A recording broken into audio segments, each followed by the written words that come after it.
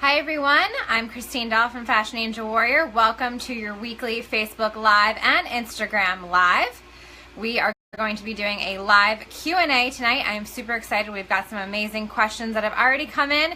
If you do have any other questions, be sure to type them in the question box, comment box below, so that we can try to answer them for you. We do these live calls every Tuesday, 7 p.m. Eastern Standard Time. So be sure to tune in on Instagram and Facebook inside the Fearless Fashionpreneur group. Also, just note that going forward, we probably will stop doing these live on Instagram at some point. So be sure that you head on over to the Facebook group, the Fearless Fashionpreneur. Join the group so that you can watch all of these live calls going forward. Hi everyone, thanks for joining. Savvy Closet, Hanger, yes, hi, how are you? Luma, nice to see you again, yes. Sarah, awesome, good to see you. Raquel, good to see you. Yes, give me your hearts, give me your thumbs up. I love hearing from you girls and guys. There's more girls usually on than guys, but we'll include you guys too. Of course, we don't want to leave you out.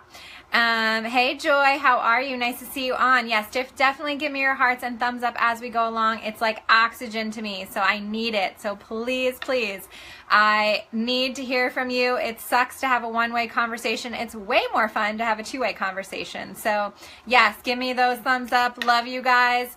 I do these calls for you, so I'm here for you. This is your half hour of free business tips and information, inspiration, encouragement, and motivation. So hi Raquel, how are you? Nice to see you. Thanks for joining. Okay, so we're going to get started. Oh, please be sure to share this video. Right now, if you're on Facebook, you can click share this video. If you're on Instagram, I don't think you can share it, but you can type in, I believe you can tag a friend. So if you know a fashionpreneur, an entrepreneur that could really benefit from this information, please tag them, share this video, and please type shared in the comments below when you join. Hey Kate, how are you? Nice to see you. All right, so today we've got a couple of questions that have already come in for our live Q&A. If you do have any other questions, I'll try to answer them. Just type them in the comments box as we go along, all right? So our first question comes from Bayshona, and she asked, when you purchase a theme on Shopify, can another customer also purchase the same theme? So Bayshona, yes. The answer to that question is yes. Anyone can purchase any of the themes available on any of the platforms at any time. The only way that you could have your own custom theme is if you paid a web designer to do a custom theme for you, which I don't recommend you do, especially in the beginning. It's typically not worth that extra cost. You want to save your money, especially if you're starting a new fashion line. You want to save that money and spend it on your samples, on your fabrics, on getting your production going, and all of that stuff. So there's no reason to pay a web designer to do a custom theme for you. There are so many themes out there, and by the time you're done actually customizing your theme, because each theme is customizable, so by the time you're actually done customizing each theme, it's going to look totally different. No one's going to be able to recognize that you use the same theme as someone else. Trust me, okay? So just focus on customizing the theme, putting your branding on there, making it your own in one way or another, and you'll be fine. So that's a great question, and I hope I answered that question for you.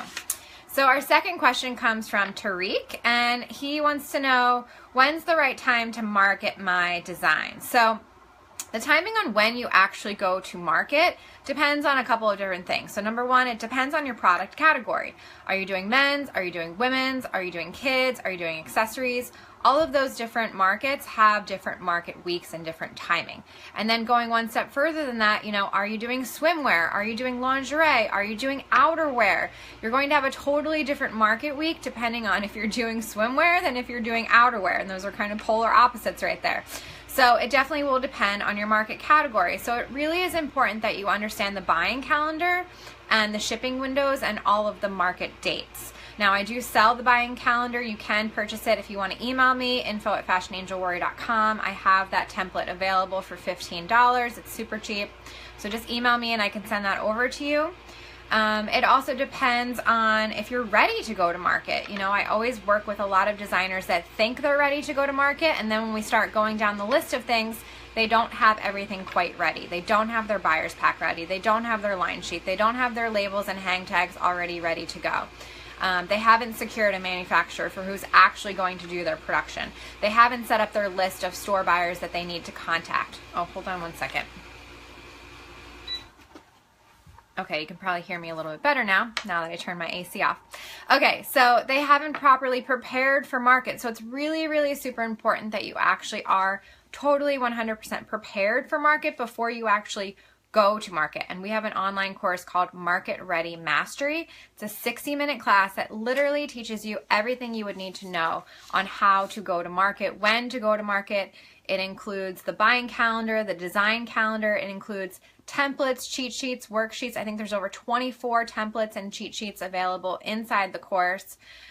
Things like the design calendar, buying calendar. We include line sheet templates, sales order form templates, terms and condition templates, label, tips, hang tag, checklists, everything that you would possibly need before you actually go to market. So we talk about all of that. We also even go over e-commerce emails, what types of emails you should be sending, how you should craft those emails to make sure you're converting all of your browsers into buyers, and so on and so forth. So that's available online. Again, it's called Market Ready Mastery, and it's over $400 worth of information, and it's only $97 on sale right now. So you can head on over to fashionangelwarrior.com to purchase that. But yeah, it does depend on a lot of things. So I'd really want to take a look, Tyreek, and see what you're working on and see if you're actually ready to go to market and see on the type of product that you're actually designing. And then we can really sit down and talk about when you should actually go to market. Great question though. Okay, number 3 comes from Aaron. And Aaron asks about partnerships. Are they good? Are they bad? What should you expect? Do you have any pros, any cons? So we have a funny saying in the industry that a partnership is the only ship that doesn't sail. And basically that just basically means that it's pretty difficult to have a good partnership. You just have to really find the right person. And by the right person, I mean someone that has strengths in the areas that you're weak and someone that is weak in the areas that you're strong in. So you both perfectly complement each other, right? And you're not overlapping in skills, and you both really bring something to the table. So that's really important when you're looking or thinking about or considering doing a partnership. Now, I have seen amazing partnerships. Miliana is a perfect example. They were at our fashion panel event last week, or 2 weeks ago, sorry, in New York City, and Sharmila and Ariana are perfect partnership because Sharmila handles all the design and Ariana handles all the finance and all the accounting and all the business side of things. So they're a perfect team, and they're a perfect example of how a partnership can work out.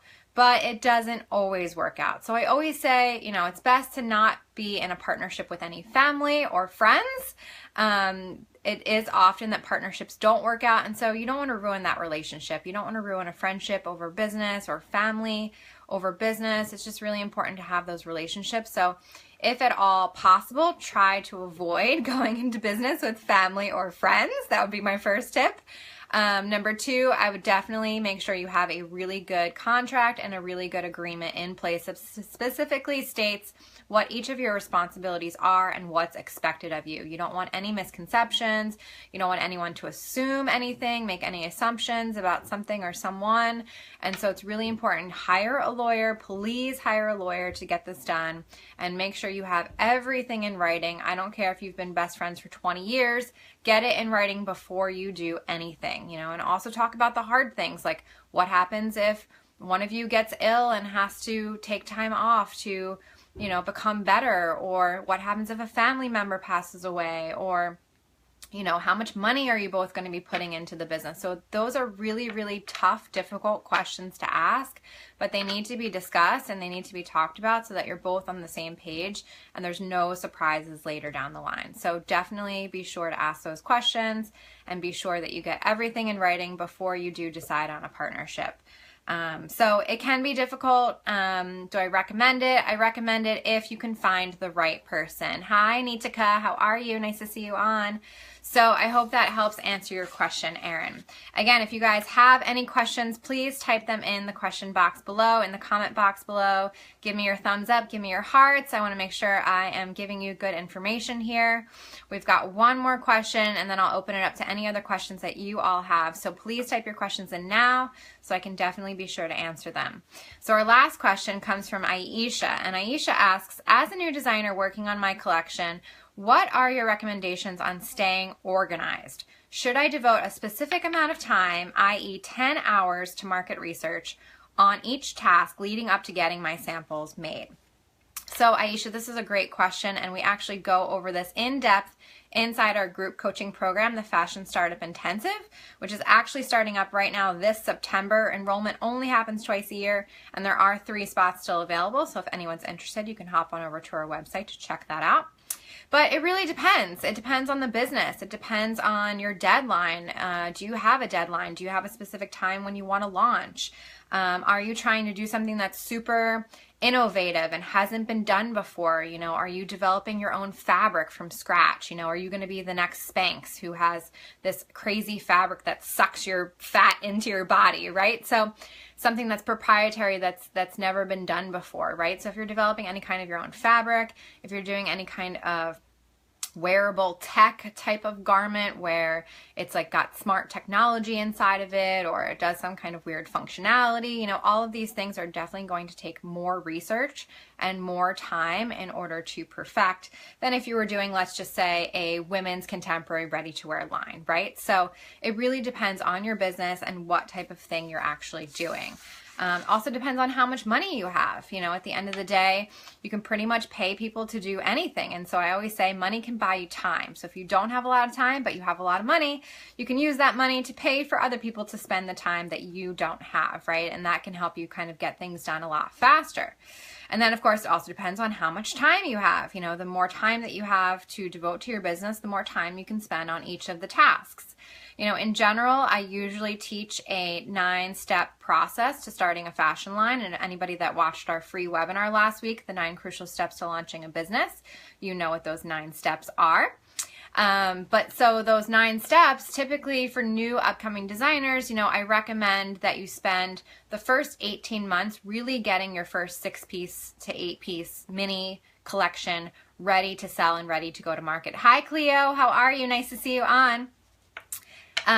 If you have any questions, please type them in the box below. We are doing a live Q&A today, so I'll try to answer any of your questions. So going back to Aisha's question, it really just depends. So on the 9-step process that I teach, I do recommend all new upcoming designers spend the first 18 months getting their line ready. And typically, most upcoming designers that I work with are working a full-time job. So the 18 months is accounting for the fact that you're working full-time and building this on the side, okay? Now, if you're not working full-time, you probably don't need 18 months. You probably need less than that. You could probably do it in 6 to 9 months. Hey, Sabrina, how are you? Nice to see you on. So let's just say we're going with our 18-month example, a 1.5 year example to get your first 6 to 8-piece collection ready. And there's 9 major steps, right? So you would just take those 9 steps divided by 18 months. That would be about 2 months per step, right? But keep in mind, each of these major 9 steps has about 10 to 25 smaller steps or tasks that need to be done in between, right? So there's 10 to 25 smaller tasks that comprise of each 9 major steps. So don't think that you have 2 months to do only one thing. You're going to be doing about 10 to 25 tasks within that 2-month time. So it's not really a ton of time. It sounds like a ton of time. Oh, I have 18 months to do this. And it's really not a lot of time. Also keep in mind that, hey, Tiffany, how are you? Nice to see you on. It's also important to keep in mind that a lot of the steps overlap and you'll be doing a lot of things simultaneously. So it's not, you know, starting a fashion line is not just do A, then do B, then do C. It's sometimes you do A while you're doing B, then you're thinking about C, but you have to go back to A and so on and so forth. And then you've got D, E, F, and G.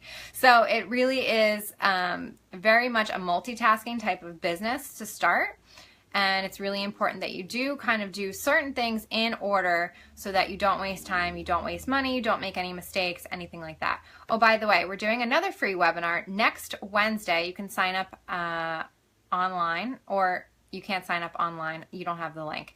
But I will put the link at the bottom of the Facebook group so that you have it to sign up. It's called The Top 14 Mistakes That New Upcoming Designers Make and How to Avoid Them. And that's going to be next Wednesday, 8 p.m. Eastern Standard Time. So join the free webinar. It's free, so why not, right?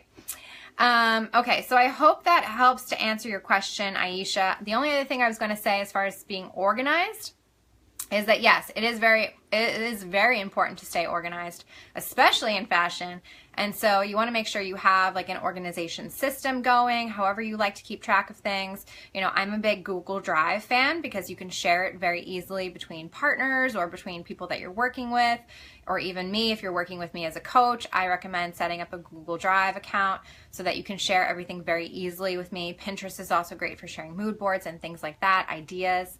So you want to set up something that's very easy for you to keep track of all of your ideas and all of your thoughts and all of your documents in one place. I recommend Google Drive. If you're a Microsoft fan, OneNote is great for that as well.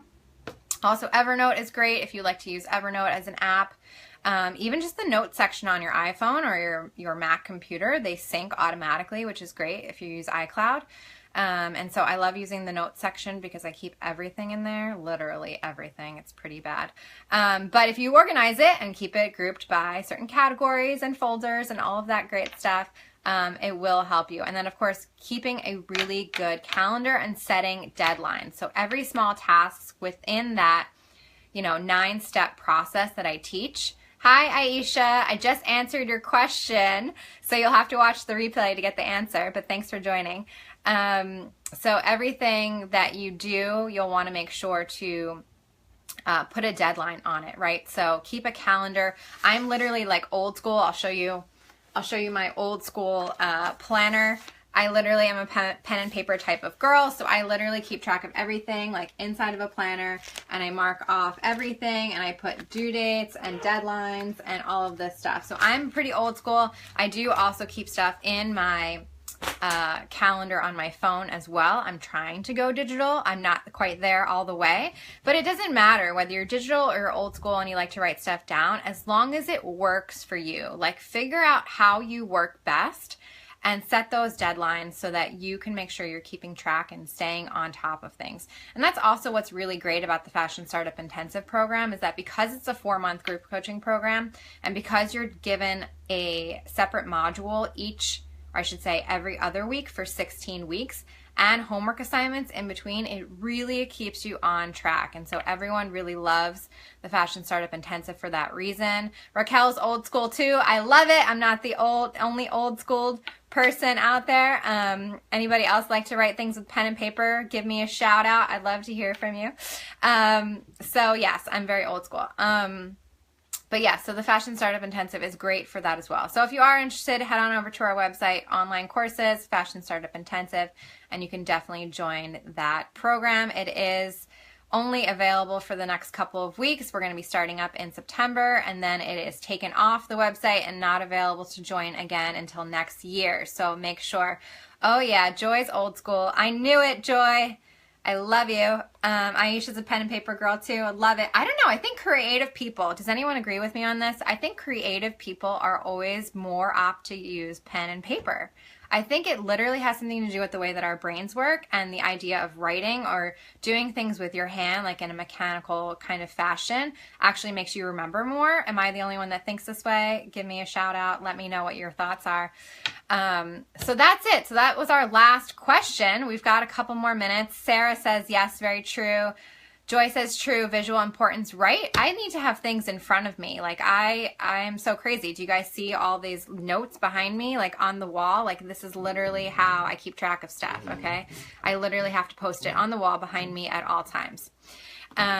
Sabrina forgets everything. No, girl, you got to write it down. Okay, if you don't write it down. Okay, good. Yes, please write it down, and then you will remember. Raquel says, yes, you remember better if you write it down. Awesome. Yeah, I do too.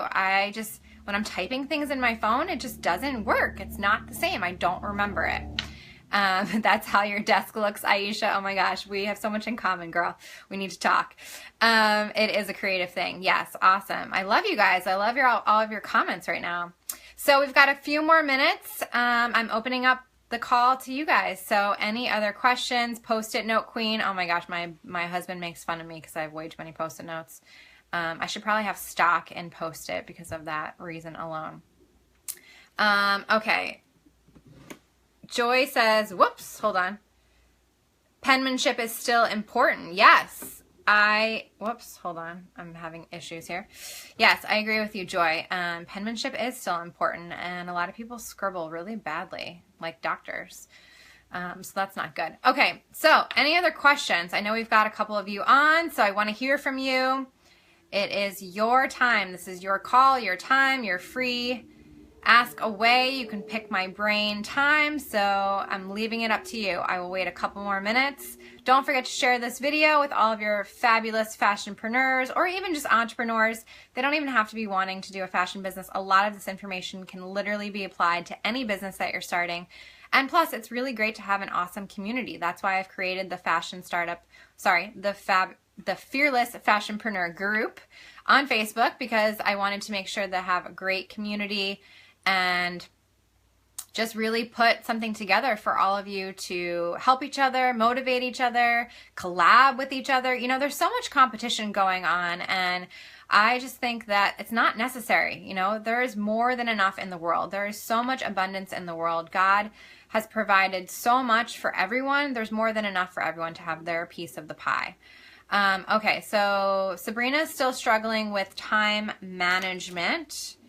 Joy wants to know, when is the best time to write a business plan? Okay, I'm just going to write these down real fast. Joy, business plan. Sabrina, time management. So, okay, a couple things on time management. And I think, Sabrina, if you go back and are you inside the Fearless Fashionpreneur group? If you're not, please join the group, because there's old Facebook Lives that I've done specifically about time management. And I think there was one specifically on setting goals where I talk about time management in depth. But to give you kind of my quick 2-minute little answer here, a couple of things that you can do. So one thing is to figure out if you're the type of person that it's easier for you to do the hardest thing first or do the easiest thing first. Meaning, when you wake up in the morning, is it better for you to tackle your hardest tasks? Let's say you have 10 tasks on your list, right? Is it better for you? Do you work better in a way that it's better for you to tackle the hardest task first so that you get it out of the way and you're like, that thing's done, thank God, I don't have to deal with that anymore. And then you can kind of focus on the smaller, easier tasks. Or do you work better if you actually do the easier tasks first, because the actual action of kind of checking them off your list has this kind of psychological effect on you where you feel like you're actually accomplishing more for the day. And so that will propel you to kind of continue and motivate you to kind of continue getting the rest of your tasks done. So you can kind of play around with it. You can test it and see if you're not sure. I know for me, I have to get the hardest thing done first, because if I don't get the hardest thing that I absolutely have to do first in the beginning of the day, it just will not get done. It literally will not get done, and it will be 12 o'clock at midnight, and I will be like, oh my gosh, I can't believe I still have not gotten this done. And it won't matter to me that I got 10 other things done on my list, because that one thing that I really didn't want to do, but I knew I had to do, is still looming like over my head, like this black cloud that's about to like burst into tears, or rain, right? Not tears. That's about to burst into rain. And so, for me, it works better if I get the hardest thing done first. In the morning, when I have less distractions, you know, first thing in the morning, I can just get it done. And once it's done, I feel 10 times better. Okay, yes, Tiffany agrees with me. Hey, Kay, how are you? Nice to see you on. Yes, like waiting all weekend to do your homework. Yes, you don't want to wait till the very last minute to get it done. Definitely get it done in the beginning. So that's one thing you can try. The second thing you can try is that it's known that if you spend 90 minutes of focused time or energy on a specific task, that's probably the most amount of time you can spend on one thing. So set a timer. I love setting timers on my phone. I do it all day long. It's kind of ridiculous to have all these timers going off, but it works, right? So if it works, do it. If it doesn't work, try something else. And so you can set a timer for 90 minutes, and whatever it is you're working on, say that you're going to work on that thing for 90 minutes straight. No interruptions, no checking your Facebook messages, no checking emails. You know, email is another big thing that a lot of people get sucked into, the time black hole of time, or whatever you want to call it. It really, really can suck away a lot of your time. Like answering emails as soon as they come in is not necessary. It's really not. If you check your emails at 3 to 4 times of the day, like let's say you check them first thing in the morning, then you check them at lunchtime, then you check them around 4 p.m., right? You want to answer any emails that are urgent for the day before people have to go home from work, and then you check them around 9 o'clock at night again. 4 times a day is enough to check emails. You don't need to be checking emails every 5 minutes, every 10 minutes. That's just going to suck way too much of your time, right? So you need to focus. You need to get really clear on what's important, and then set that timer, right? So 90 minutes worth of work, and then you get to take a little break, right? Whether that's like taking a little snack break, or, you know, checking your Facebook break, or checking your Instagram break, right? You get to take a little 10-minute break, and then you go back to working on your task. Let's say you finish your task in 90 minutes, that's great. If you didn't, set the alarm again for another 90 minutes and then continue working on your task. And that way you'll end up actually getting your task done, instead of being like, what happened? I just spent half an hour on Facebook and I got nothing accomplished. Another important thing while we're on the timer thing is to set a timer when you're on social media, okay? Social media is another black hole that you can get easily lost in. So sometimes when I go on social media, I set a timer for 10 minutes or 15 minutes, and literally I will check as many messages as I can in that time, or make as many replies, or post as many things as I need to post, or whatever the case may be. And I'll do it within that 10 to 15 minutes, and anything I don't get done, I don't do, unless I come back to it at another 10 to 15 minute time period, okay? So try those couple things. Also go back and watch my other videos on the Facebook Live inside the Fearless Fashionpreneur group, because they're not saved on Instagram. They're only saved inside Facebook. So I hope that helps, Sabrina. Okay, then going back to Joy's question, when is a good time to start a business plan? So a lot of people have this huge, I think, misconception over the idea of the business plan. I think the first step is to really figure out what the purpose of the business plan is. If you're writing a business plan to get investors, it's going to look totally different than if you're just writing a business plan in order to kind of hash out your ideas and see whether this business is actually going to make you any money and be profitable and be marketable, right? So I think the first step to writing a business plan is to really figure out what the goal of writing the business plan is. Now, if you're writing the business plan to get investors, then yes, it definitely has to be a super well thought out, well put together business plan, you know, with all of the necessary things inside of it, etc. But if you're just doing a business plan to kind of hash out your ideas, a lot of the things included in a business plan are things like market research and industry research and target market analysis and competitive analysis, right? Doing a SWOT analysis, you know, what are the strengths, the weaknesses, all that great stuff. So doing all of that is part of starting a business regardless. So I always say the research aspect of the business plan needs to be done regardless of whether you're actually writing a business plan or you're just starting a business. And also it needs to be done right away. Like I tell people, don't even worry about what you're going to call your business. Don't even worry about getting the domain name or trademarking or setting up your social media accounts until you've done your market research. And even before your own market research, you need to do your own personal financial and really like a personal analysis, I like to call it. And that's part of the whole Fashion Business Foundation, and we teach this inside the Fashion Business Foundation class, is really taking a time to check yourself and really see, okay, how much time do I have to build this thing? How much money do I have to build this thing? You know, what type of product category am I thinking about going into? What's the market segment that I'm thinking about doing? What's going to be my plan for distribution? You know, kind of rehashing out all of these ideas and brainstorming all of these ideas and really getting things out on paper. And then comes the market research. And again, the market research comes before any of that other stuff. I don't even want you to make a sample. I don't even want you to purchase your fabric. None of that needs to happen until you have solidified all of your market research, which includes industry research, like where is the industry going? If you're thinking about getting into handbags and no one's buying handbags, or handbags are on the down run, like the downturn of the cycle, why are you starting handbags? There's no point. Your idea is not going to be profitable. So unless you're the type of person that, hey, you're just starting a business because you've got a lot of money and you don't care about making money, hey, that's fine. You can do any kind of business that you want. But most of my clients and most of the startup designers that I speak to need this to work and need to make money so that they can quit their full-time job. And that's usually the end goal at the end of the day. And you can't quit your job until your business is actually providing for all of your expenses and your income that you used to have at your job. So that's my goal, to get you to that point. So it's really important that you kind of do all the market research, look at the industry trends, see what's happening, right? Do the market research work, do the target customer analysis. Who is this actual target customer? And I'm not talking about, oh, we think she's 25 to 45 and she likes to shop at BB and Express. And okay, no, you're not making this person up in your head. I want you to do some serious target customer analysis. And there's actually a way that I teach to do this on Facebook where you can literally find out who your competitors' customers are to figure out who your customers actually are. And Facebook gathers information on all of us, a ton of information on all of us. So you need to start utilizing that information to your benefit and start figuring out who this person actually is without actually just making it up in your head. Okay, so no making up your target customer. I want you to do the real research and spend the real time figuring out who this person actually is, what type of brands they shop, what they like to do on the weekends, what they like to do for the week, what type of job occupation they have, what's their salary, their demographics, their age, their race, all of that stuff, okay? Are they married, single, all of that.